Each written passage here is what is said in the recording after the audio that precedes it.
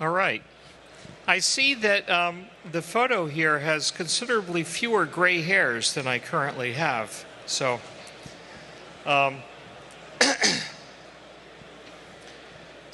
okay. So I want to say something about the history of how we got here, the crypto wars of the 1990s, and something about the kind of public policy issues that we're facing right now. So back in the, probably many of you are already familiar with this because you clapped when I got up on stage, so that implies to me that you know something about the story. But what happened is that governments around the world formed their attitudes about cryptography, largely in World War II. I mean, they had attitudes before that, but in World War II, it played an important role in how the war was fought, and it motivated the Allies to invest heavily in code breaking, which they did at Bletchley Park. Perhaps many of you might have seen this film, The Imitation Game, which tells something about the story of breaking Enigma at Bletchley Park. They broke the Japanese codes as well. And because of that, World War II was shortened by a couple of years and saved probably millions of lives. And after that, all the equipment that they used at Bletchley Park was, or at least some of it, was destroyed, and everybody was sworn to secrecy. The British government and the American government didn't want strong cryptography to fall into the hands of potential enemies. So that was what shaped their opinions about this. And it's a reasonable opinion to have given the context of World War II. I mean, if I had been active in this field during that time, I probably would have agreed with them. But fast forward, a half century, and you have the growth of the internet changing everything. And everybody, by moving their digital lives to the internet, they need strong cryptography. So these obsolete attitudes about trying to keep strong cryptography out of everyone's hands didn't make any sense anymore. And so it was in that context that I developed PGP in 1991. And the government still had export controls. Thanks. The government still had export controls in place as a hangover of that attitude. And the whole decade of the 1990s was a conflict to try to get the government to change the laws, because this is not World War II anymore. It was time to recognize that everyone needs strong cryptography to live their lives, to do e-commerce, to do online banking, to send private communications, to move much of their life into the internet. So we had broad participation from the computer industry, from the FBI, the NSA, Congress, the judiciary, journalists, human rights workers. Everybody participated in the debate. And after pretty much the whole decade, we finally won in the United States. The French already had liberalized their laws. They had domestic controls, not so much export controls. The French weren't focused on export controls, but they had domestic controls against strong cryptography. And during the 90s, the first time I visited France, I was walking around with a laptop that had PGP on it, and technically I was violating French domestic laws.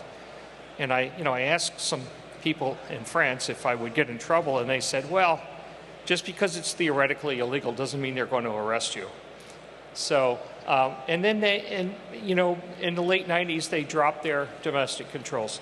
The British had a little both domestic and export controls, but they started to relax it as well. And finally, in 2000, the U.S.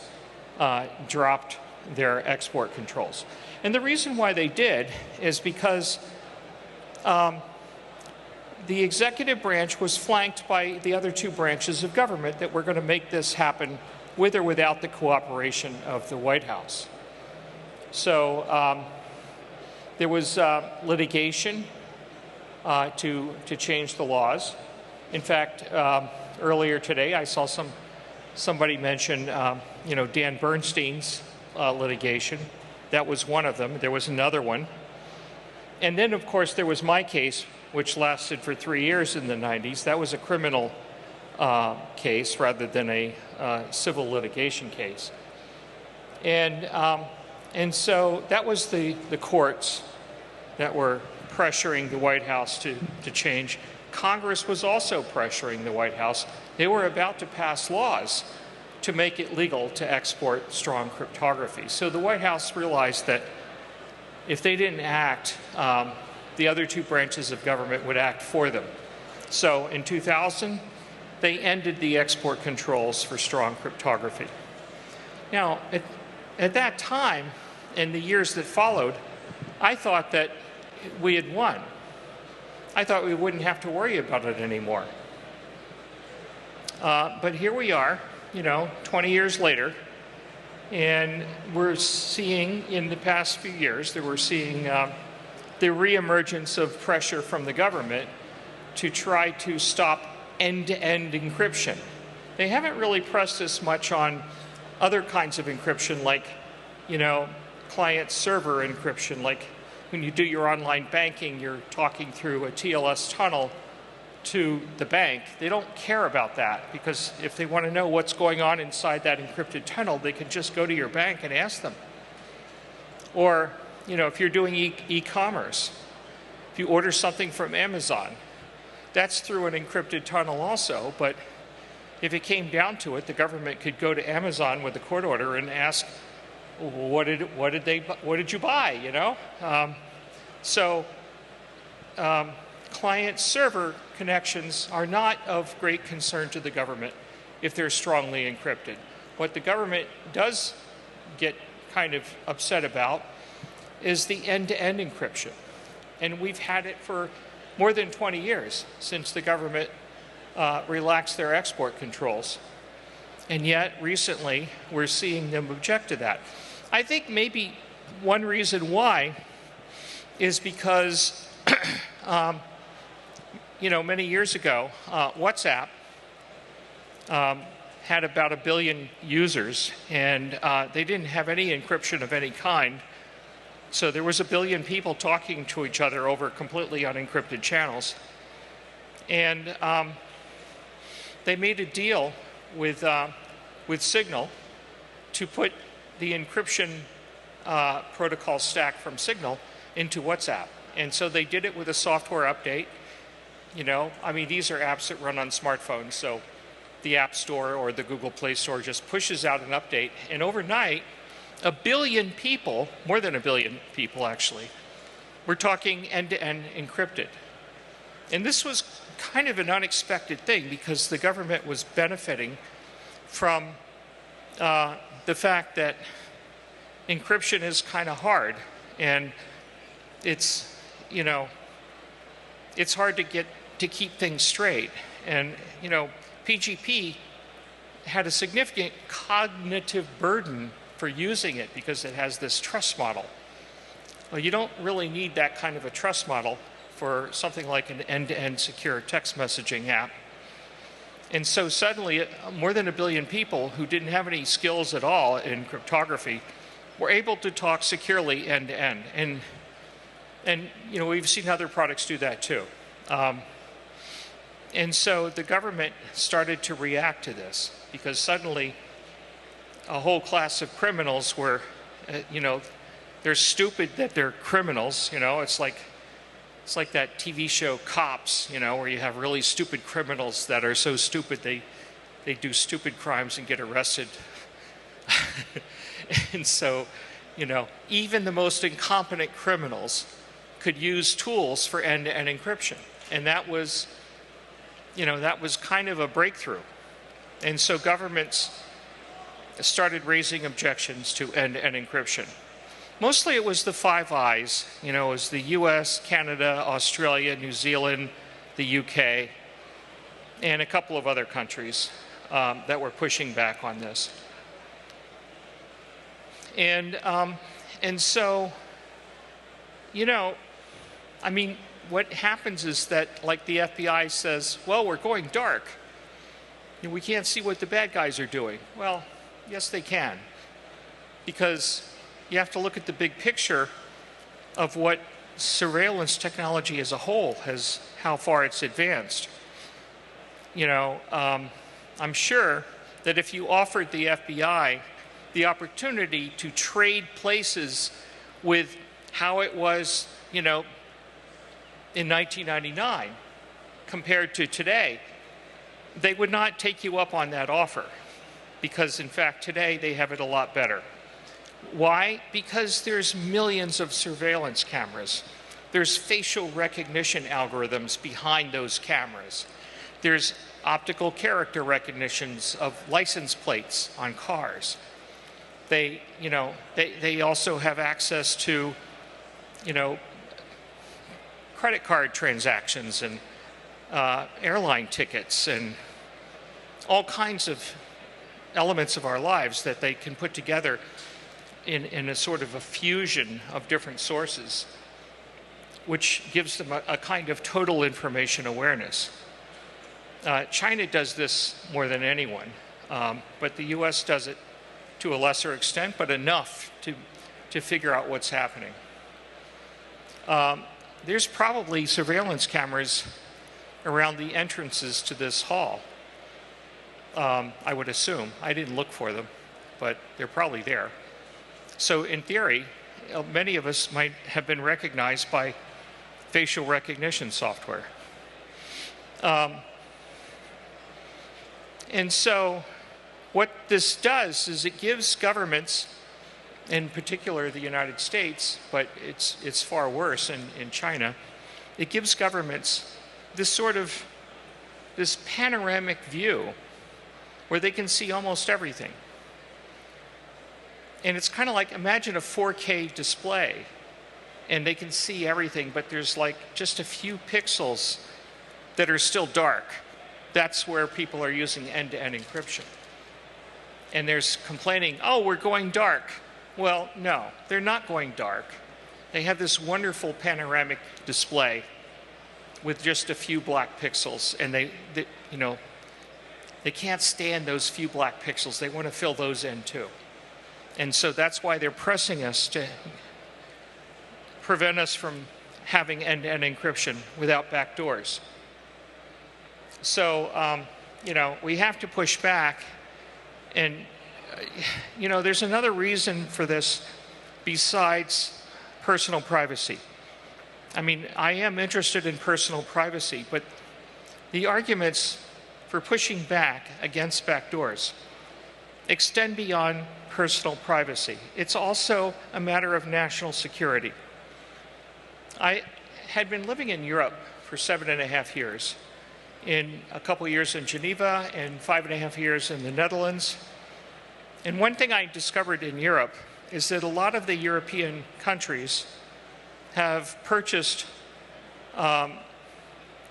critical infrastructure, specifically all the cell phone towers, you know, migrating to 5G. They're buying this gear from Huawei, a Chinese company founded by the Chinese military. And Huawei makes 5G equipment that's cheaper and better than their European competitors. There are some European companies that also make this kind of equipment, but the European countries are not buying this from European vendors. It's more expensive. They're buying it more cheaply from China, and it's higher quality. So, you know, cell phone companies or phone companies in general in Europe, they go for what's cheaper and better. Unfortunately, this gives China signals intelligence capabilities comparable to NSA. And that's bad, because geopolitical situations could change. In fact, they are changing. And so Europeans tended to trade heavily with China. We all did. Everybody in the world buys stuff from China. China manufactures almost everything for the whole world. But if you're going to build this into your national infrastructure that's going to carry all of your, data networks, and you're putting it under the control of a potential adversary, that's bad. That's bad national security. That means that your government ministries are talking to each other through a network controlled by a potential enemy. The first time I visited Ukraine, I've been to Ukraine quite a few times. I was developing some software there with some Ukrainian engineers many years ago.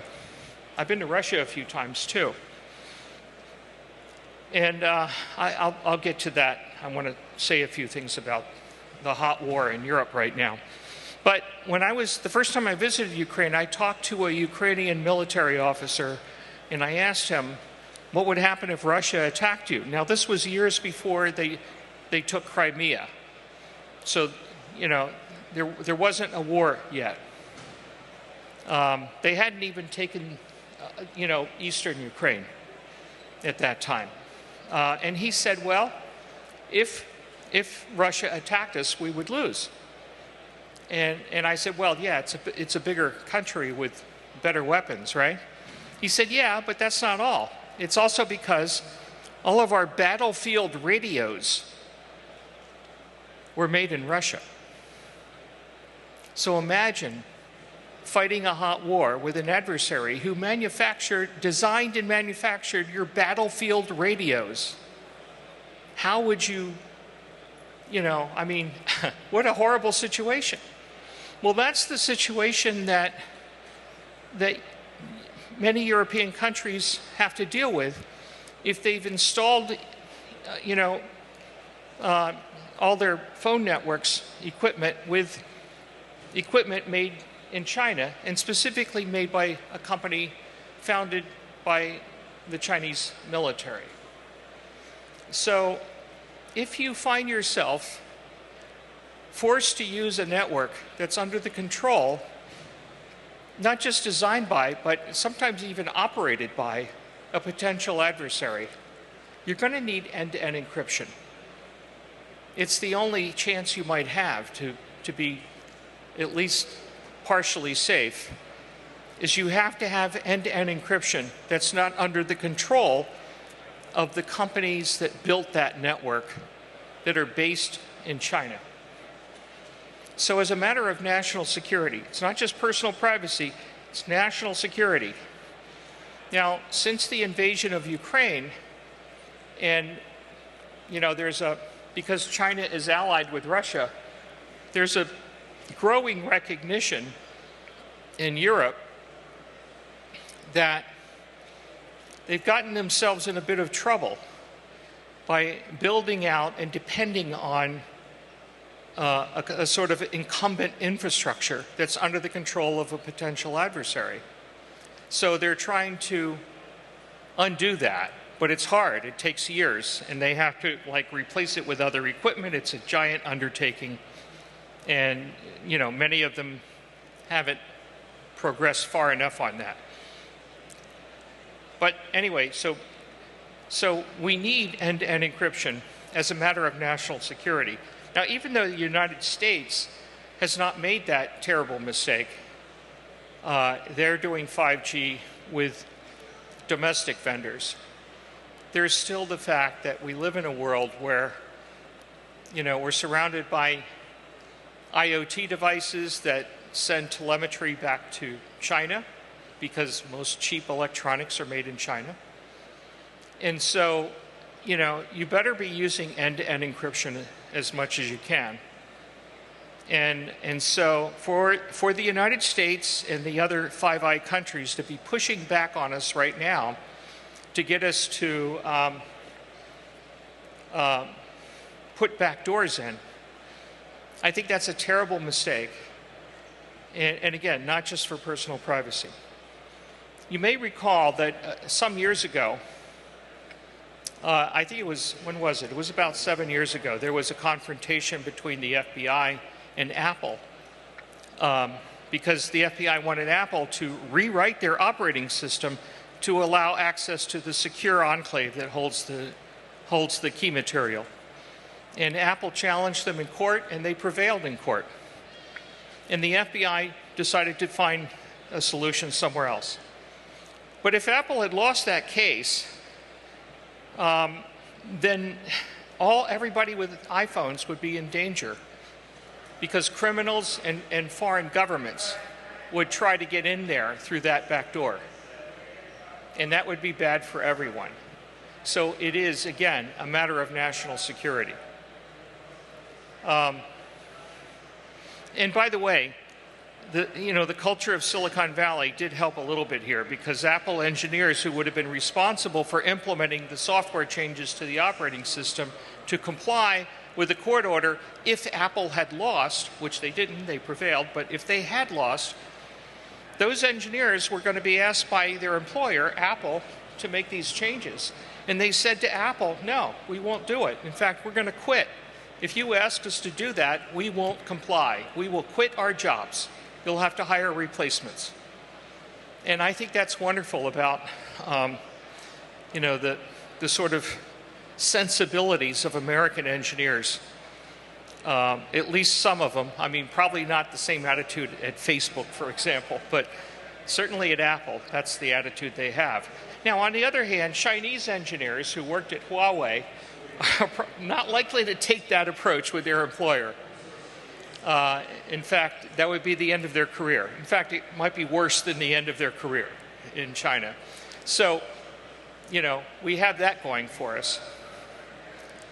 So anyway, yeah, we have to not let them push on us to take away the last remaining pixels.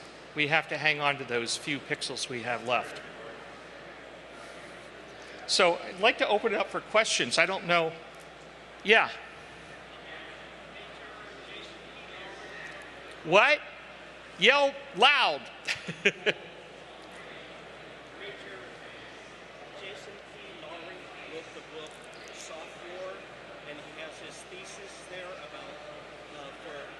Don't make it too complex. Nobody can hear you. Okay? Well, I just wanted to know, have you read the book? No, I have not read that particular book. Okay, I know like Michael Saylor is using it to protect email. He says like for protection, you need Bitcoin to protect cyberspace. That's basically his thesis. Well, I've always, okay, he's saying that you need Bitcoin to protect cyberspace. Yes, that's his thesis. I don't know. I've put a lot of my career into trying to protect cyberspace without Bitcoin. So I think I would hesitate to make that leap. I know there's a lot of Bitcoin fans here, but the assertion was that you need Bitcoin to protect cyberspace. You might find it useful to use Bitcoin for protecting certain aspects of cyberspace, but not protecting cyberspace in general. Yes? So this place is so noisy, you can't just yell really loud?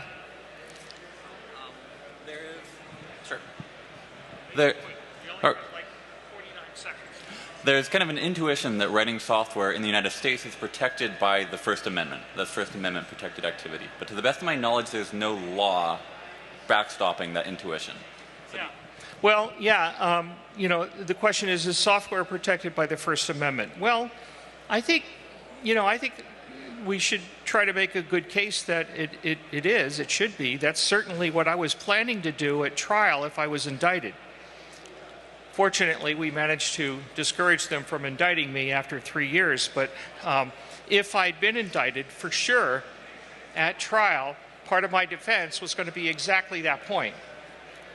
We were going to depend heavily on the First Amendment in our defense. I think it's a complicated thing. It kind of depends on the nature of the software, at least, the government could try to make their case based on what the software is. In my case, PGP and other encryption software is purely defensive. And so I think we would be fairly safe in considering that to be covered by the First Amendment. Okay, we'll take one more question. This has to be our last one. Hi, yes, I share your opinion that backdoors to encryption systems are actually a threat to the national security of the governments that think that they want that. But how do we convince governments that currently think that they actually want a backdoor that they really don't? Well, that's an interesting question. And, part of my understanding of how that there's this dichotomy of agendas between the National Security Agency and the FBI. During the decade of the 90s, as we were fighting this battle, the crypto wars, by the way, crypto means cryptography, not cryptocurrencies. Yay. I'm super confident that Satoshi would agree with that point, that crypto means cryptography. Well, anyway, the FBI and the NSA had different attitudes about it. The NSA did not participate in the debate in the same way that the FBI did. We never did convince the FBI. They held on to the bitter end, even to this day. But the NSA decided that they could get what they want in other ways. They could put malware on their target's machine and exfiltrate the cryptographic keys. That works pretty well for them. It also means that they can target very specific targets with that. And, that's their mission. They're a foreign intelligence agency. And they kind of abused their power after 9/11 and started spying on Americans. And that's why Snowden, blew the whistle on that. And there were actually about a half a dozen other whistleblowers motivated by that. By the way, before 9/11, before the NSA was pushed into abusing their power, there were no whistleblowers. And so I think whistleblowers are motivated by observations of what's right and what's wrong. I think that was the last question we were allowed. I'm out of time now.